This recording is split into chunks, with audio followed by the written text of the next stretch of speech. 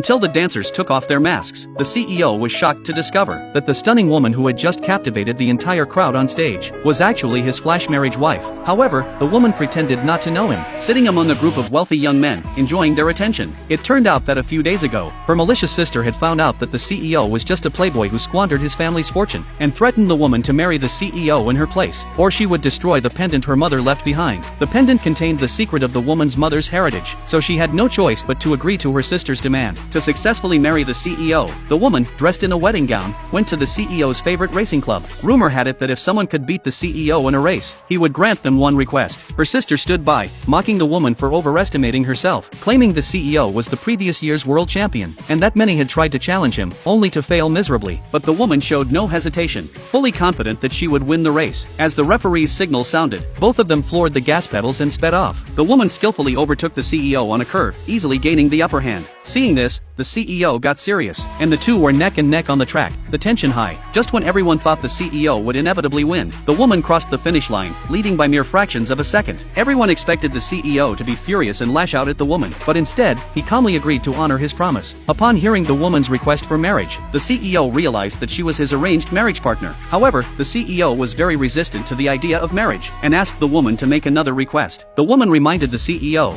asking if he intended to break his promise in front of everyone. With no other choice, the CEO agreed to take the woman home. But once they arrived at the house, the CEO immediately left again, explaining that he had only agreed to go home, not to the marriage. With an arrogant attitude, the CEO believed that as long as he refused to marry, no one could do anything about it. But the next second, his mother presented the marriage certificate she had already prepared for them. Now, they were legally married, and the CEO had no choice but to pretend to go along with it. Then, on their wedding night, he left his new wife behind and went to a bar to have fun, hoping that this would make her ask for a divorce. The CEO's parents, knowing the woman was being mistreated, first comforted her, then gave her a $100 million deposit. However, the woman wasn't discouraged by the CEO's actions, vowing that she would definitely bring him back home. Meanwhile, the CEO attended a birthday party for a wealthy heiress at the bar, which made the heiress very happy, since she had been in love with the CEO for a long time. She thought that she could spend the night with him, but to her surprise, the woman suddenly appeared in a sexy outfit, dancing on stage. In the dim lighting, she moved her body, immediately drawing everyone's attention. Even the CEO,